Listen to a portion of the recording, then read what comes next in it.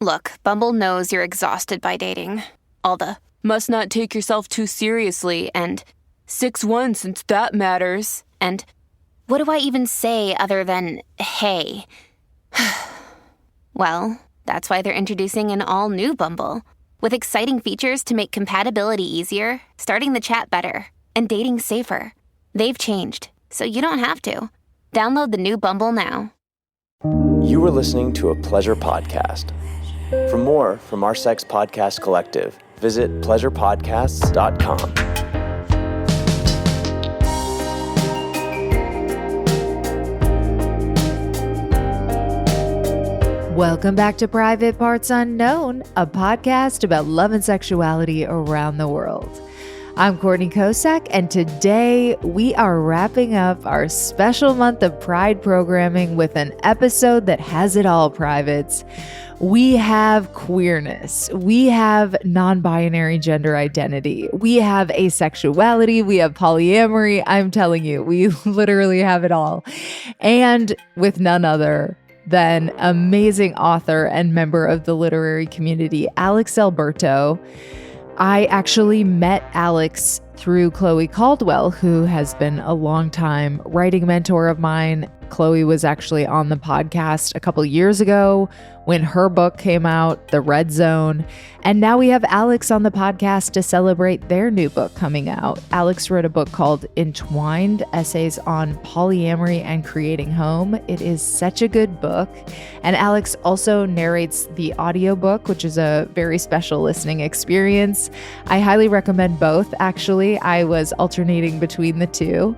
And what's awesome about this interview is that we talk about writing and publishing, but we talk about it through the lens of all these identities, because obviously they shaped the content of this book and also how the book was published. The whole process of getting it made is heavily influenced by Alex's various identities, and it's just really cool to hear about. So without further ado, let's get into it.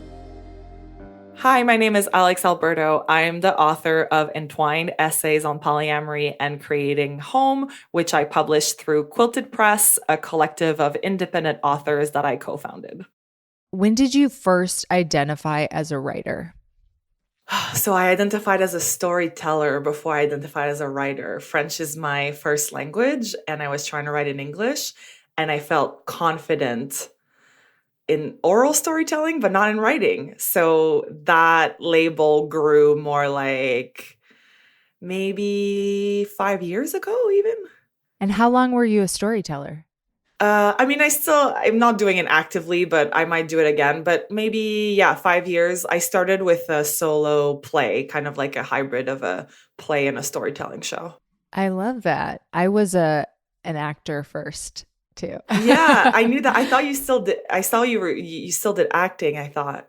Yeah, no, I don't, not really actively, but that was definitely my gateway to becoming a writer. Yeah, that's so funny. What's your all-time favorite book?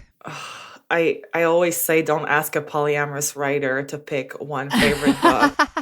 So I'm going to have to narrow it down. I'm going to say, well, it's not my all-time favorite book, but it does come to mind a lot because I just reread it, Women by Chloe Caldwell.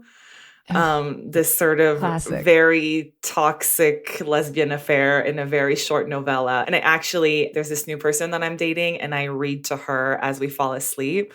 So I read the entire book to her in bed, which was very special. Oh, that's so cute. Yes. Oh my God, I'm obsessed. Chloe's the best. What's one piece of writing that makes you jealous you didn't write it? Or like achieve compersion? I love that you know this. So I'm not jealous that I didn't write it. So I'm going to take the question and what it made me think about. But it's really interesting because the book, a memoir of open marriage, just came out, and it was reviewed everywhere. It got so much attention, and I'm really, really lucky actually because Molly Roden Winter has been amazing. She mentions my book all the time. Like I've gotten invited to podcasts and to like some places because her book, so she is a cis woman and her memoir is more about an open marriage, so sort of a very hierarchical relationship compared to mine. I'm genderqueer, I'm pansexual. So our stories are very, very different. And when people say, oh, is polyamory, only for kind of a certain kind of straight person, a big part of her story is mothering and also rediscovering her Uh-huh. sexuality. And then she'll say, no, there's so many different stories. There's also Alex's story. And it's been really lovely. So thinking of compersion and thinking of kind of like, instead of looking at competition, even two writers who have a book who are seemingly similar, because our books are so different, but people are like, oh, there's the one polyamory book, like we heard that story already. Uh-huh. But it is always interesting to see like, oh, she's been everywhere. Are people going to even like my book, especially when it's a marginalized topic like this? Because it's hard not to think, oh, okay, people will have heard enough of polyamory when like, Or yeah, like that took the one spot or whatever. exactly. But how many stories of monogamy are there? you know? Yes. Um, Yes. so yeah, it's just been a really interesting experience to have my book randomly come out on the tail of hers. Yeah.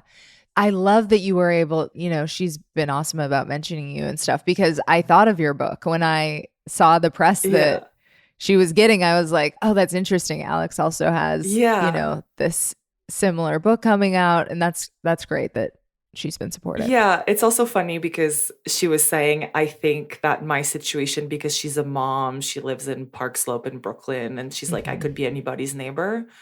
And there's almost a way that it's like it looks more dangerous, whereas I'm a queer person who does weird things anyway. So as far as like I Alex. mean, in terms of like the mainstream, like the mainstream vision of it, right?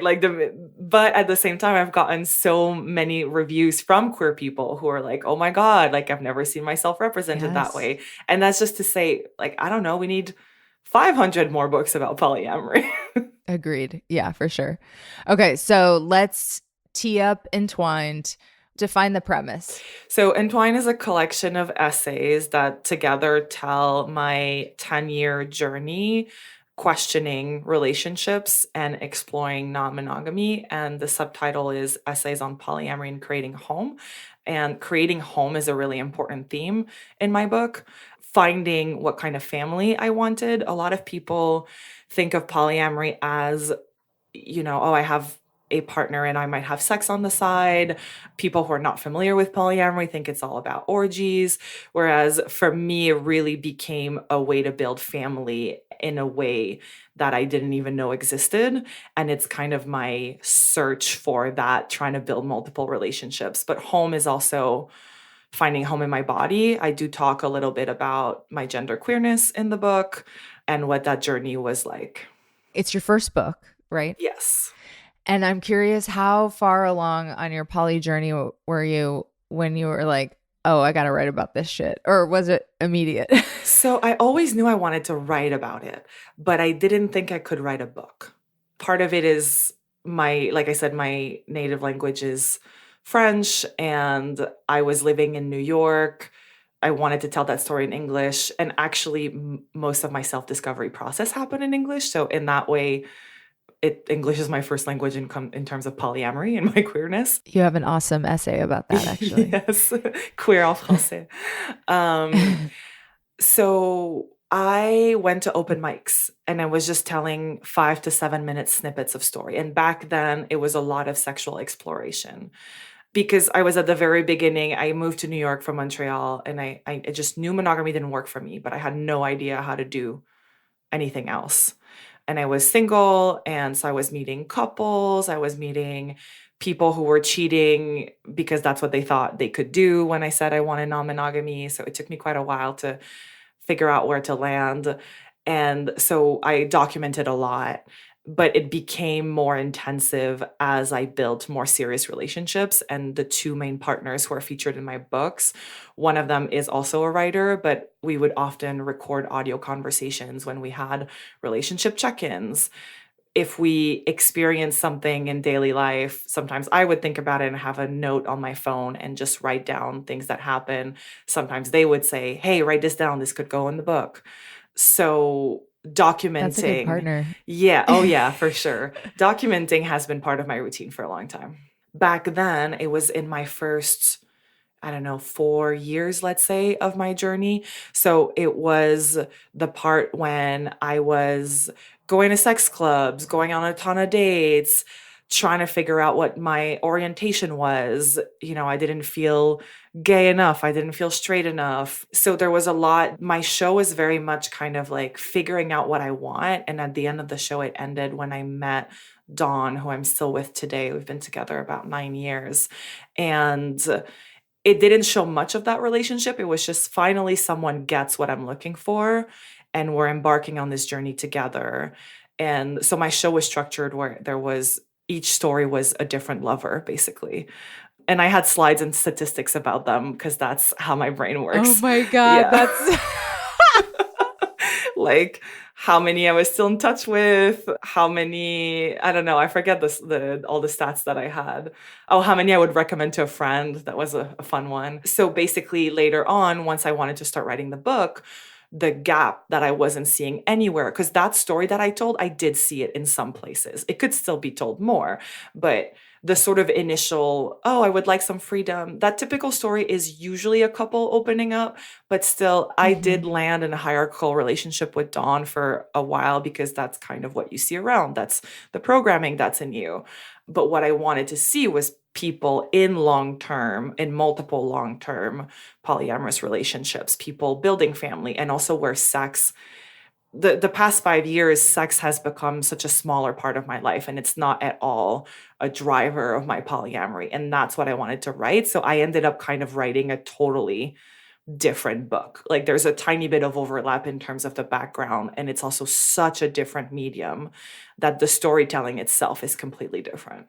How did you land at the order of the essays, and like how did theme tie into that? Like, what was guiding your decision making? It was so difficult to order. I went back and forth so many times. And even until the very last minute, I kept going back and forth on the very first one, which was the one that made me the most nervous. So I wanted some sort of chronological order, a little bit. It's not, even if I had tried to do it all, it's not possible because a lot of essays sort of end up overlapping. But I did order things so that I didn't want it to get confusing because there are a lot of characters. So I did order a few that are key that ended up that I looked at the timeline of them. So, my partner that I'm still together with today, when we meet and what that looks like was pretty early on. The very first second, basically, I met him and then I fell in love extremely quickly with somebody else. So we were kind of like thrown in this polyamory thing. So then what that second relationship looked like and those early mistakes, I would call them, are also pretty early in the book. So I sort of looked at 4 or 5 key essays like this. I do have humor kind of throughout, even in hard essays, but there are definitely some essays that are light and funny and some essays that are way heavier, even if there are sprinkles of humor. So I was trying to do like a little bit like a mixtape. Like, okay, if the reader was in something really hard right now, I kind of want a more uplifting thing afterward. I also looked at theme. I have an essay that's about my partner's parents and when after we came out as polyamorous and they met our other partner for the first time. So it's family oriented, and it comes either right after or before one about my dad and my family. So I thought now we're going into parents. And I also looked at what are essays that if someone doesn't know much about polyamory, they need to know more before they can fully appreciate it. So those essays I send towards the end. But I could have done so many different orders. And I even say actually in my author's note that you could read the book in any order you want. Like there might be little details, but for some people, they might just flip through and say, ooh, that looks good. Let me start here. And it's kind of a choose your own adventure situation. Looking for a side hustle that can have a huge impact? Nucleus Network has been conducting clinical research studies for over 15 years. Right now, Nucleus Network in Minneapolis is looking for healthy people ages 18 to 55 to join their upcoming clinical studies and is offering compensation ranging from $2,000 to $7,000. Get involved today. Check your eligibility now at nucleusnetwork.com. That's nucleusnetwork.com. Hey, privates! Boo, boo! Privates with penises, I'm talking to you. Our sponsor, Fleshlight, can help you reach new heights with your self-pleasure. And that is because Fleshlight is the #1 selling male sex toy in the world. And they don't just leave you hanging over there. At Fleshlight, you can explore sex toys with expert guides and advice, especially if you're a beginner or you're looking to level up. If you have been listening to the show for a while, you know how I feel about self-pleasure, and it is very, very good. And I definitely endorse using sex toys. I have a lot of fun with sex toys myself. So with the Fleshlight Girls series, you can embrace your wildest porn star fantasies with a different porn actress every night. What? With the variety of models, sensations, and intensities, you can live out limitless fantasies. And you can automate your fantasies with the universal launch that fits most Fleshlight products. With its innovative touch control system, just set the controls, sit back, and enjoy. And you have pleasure right in your hands. Your pleasure is in your complete control. And as the ultimate male pleasure device on the market, it's as versatile as you are. Anatomical, stamina building, vibrating, or made for couples, you name it. You define your luxury moment. And I just want to say, if you have any shame around sex toys, please don't. It is so much better than being weird with girls because you feel kind of desperate or whatever. Fleshlight just allows you to chill out, wait for the right girl when she comes, and in the meantime, you know you are going to be getting yours and having a good time. So you don't even have to sweat it.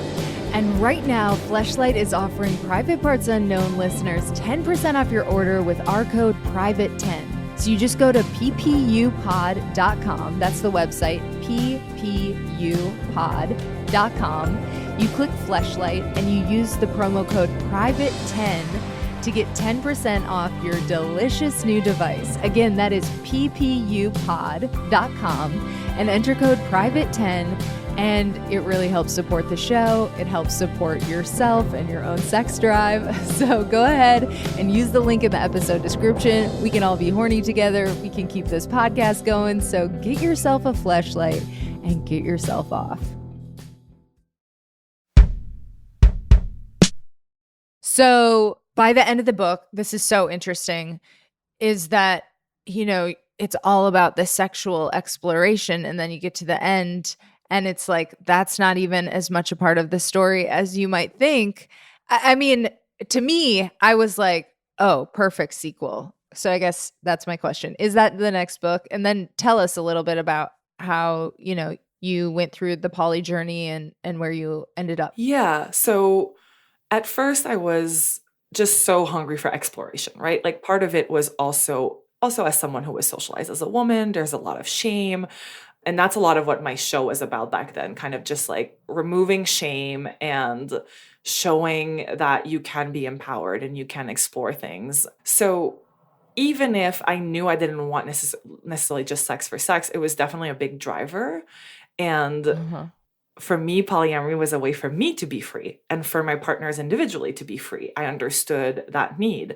But then very quickly I realized, wait a minute, metamors, your partner's other partners, are actually amazing additions to my life.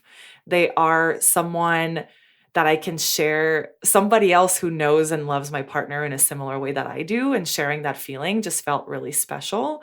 And it was really hard for me to make friends when I moved to New York City. I mean, I had, you know, colleagues and I had acquaintances, but it's almost like people want to date you or fuck you, or if not, it's really hard to make time for really intimate friendships, right?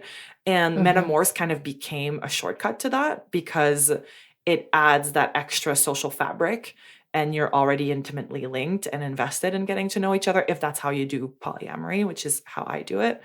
So very quickly, that was my favorite part of polyamory. And not only did it have nothing to do about sex, but it almost didn't have anything to do with me dating multiple people, you know? And of course, that's a part that I love, but that became just the most powerful thing in polyamory. And then over time, I don't really know exactly what happened or what triggered it, but sex became kind of secondary. I was like, yeah, I want to have sex with a partner, but we're going to date proper. It's not going to be, we meet, have a drink and go back and have sex.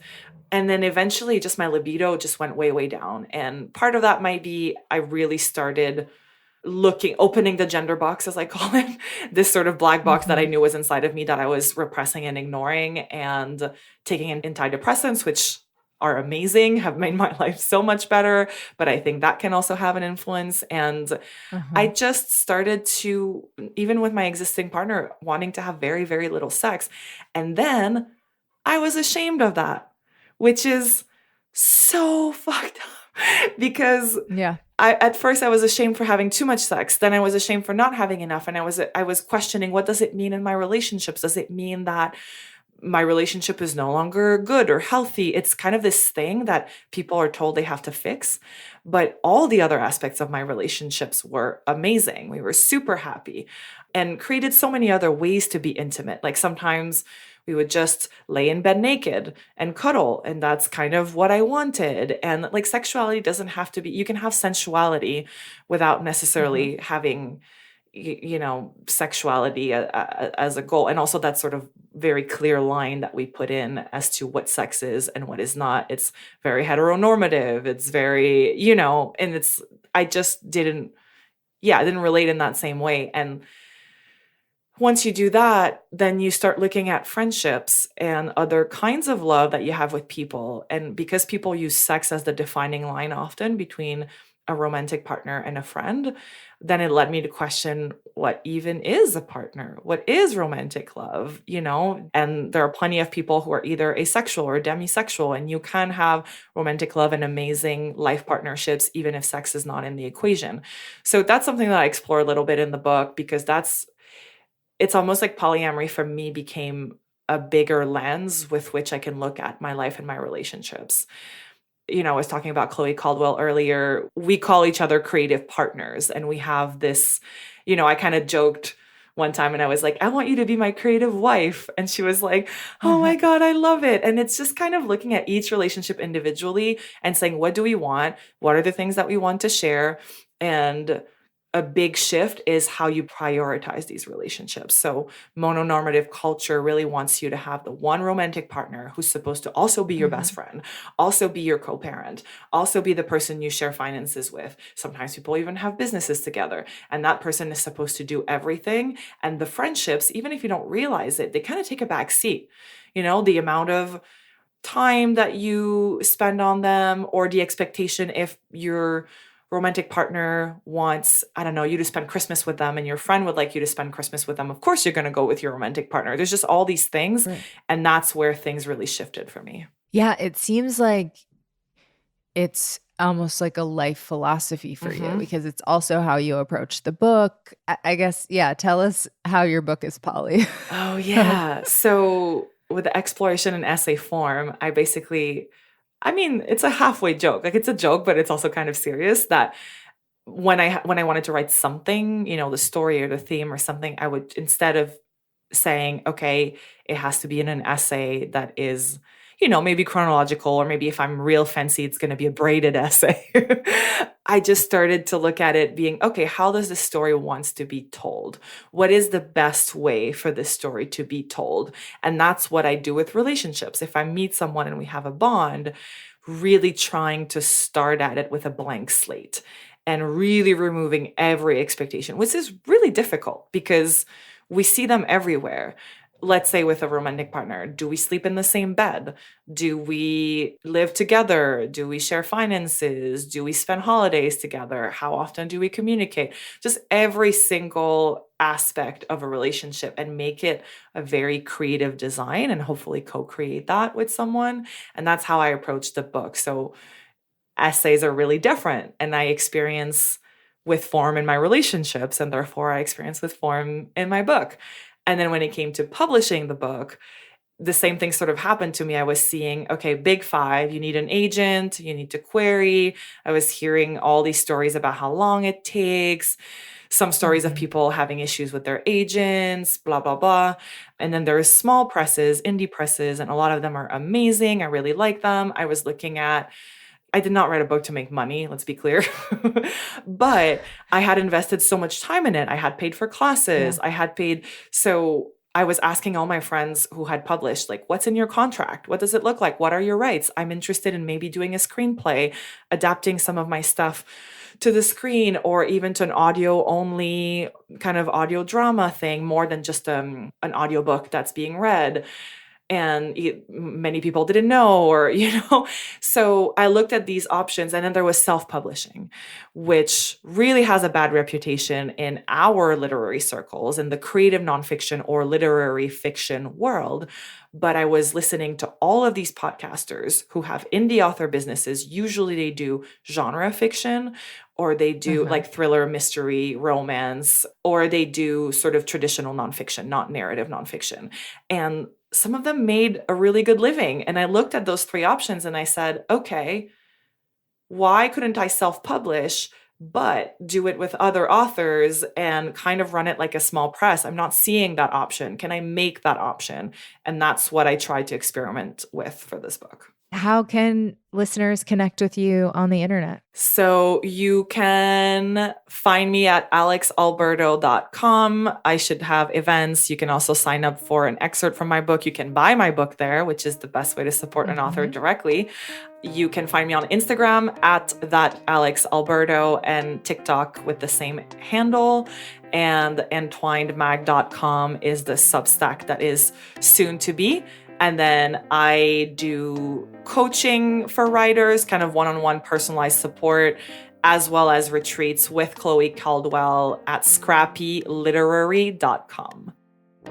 Thank you so much to Alex for such an interesting conversation. And thank you for tuning into this episode of Private Parts Unknown. Stay tuned right here because I have got another sexy episode coming your way next week.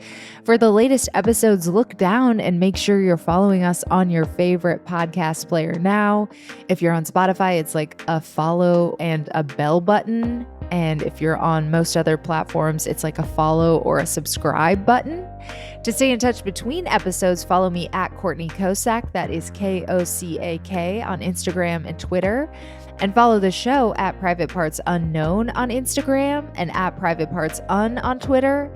And hey, privates, I am shamelessly trying to hit the top 1% on OnlyFans always and forever. So if you are interested in a Playboy-style peek behind the podcast, you can subscribe to my OnlyFans account. It is onlyfans.com/CocoPeepShow.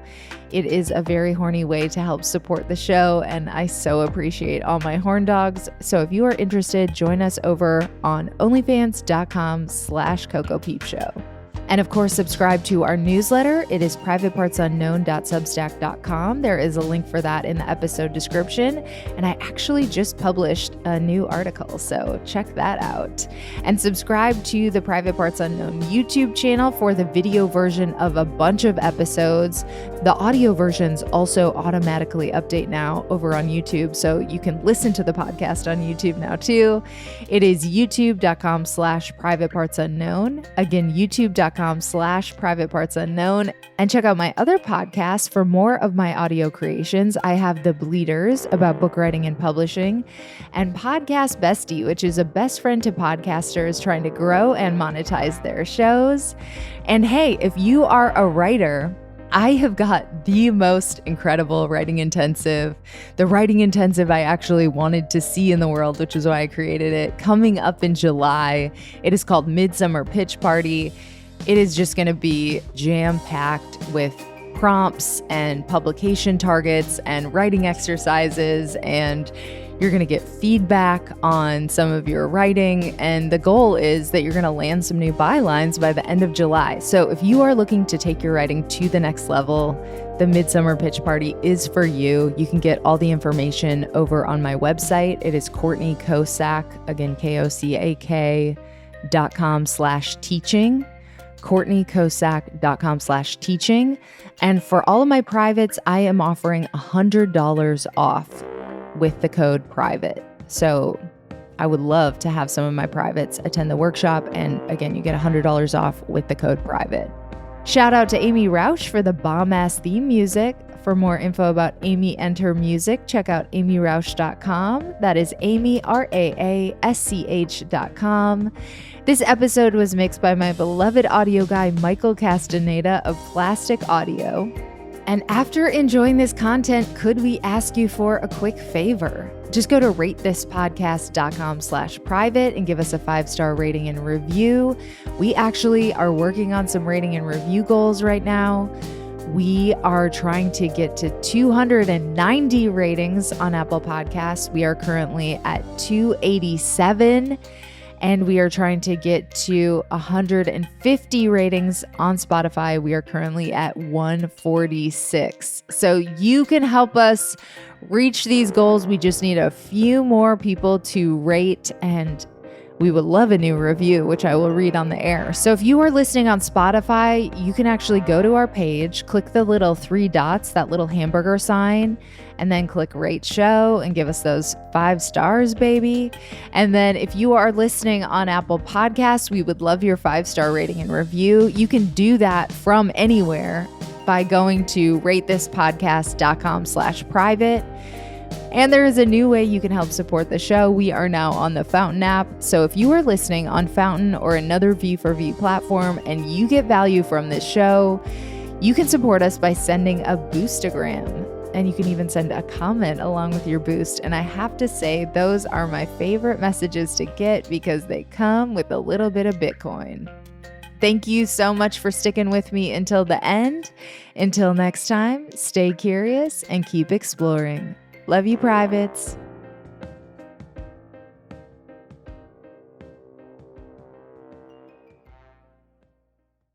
Hello, it is Ryan, and I was on a flight the other day playing one of my favorite social spin slot games on ChumbaCasino.com. I looked over at the person sitting next to me, and you know what they were doing? They were also playing Chumba Casino. Coincidence? I think not. Everybody's loving having fun with it. Chumba Casino is home to hundreds of casino-style games that you can play for free anytime, anywhere, even at 30,000 feet. So sign up now at ChumbaCasino.com to claim your free welcome bonus. That's ChumbaCasino.com and live the Chumba life. No purchase necessary. VGW. Void where prohibited by law. See terms and conditions. 18+.